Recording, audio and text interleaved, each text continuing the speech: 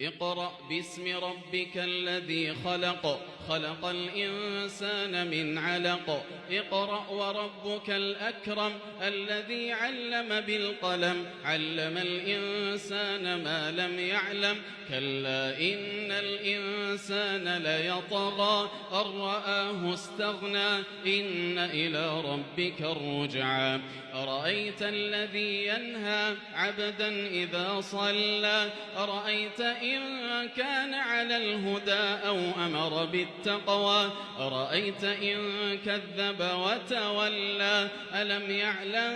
بأن الله يرى كلا لئن لم ينته لنسفعا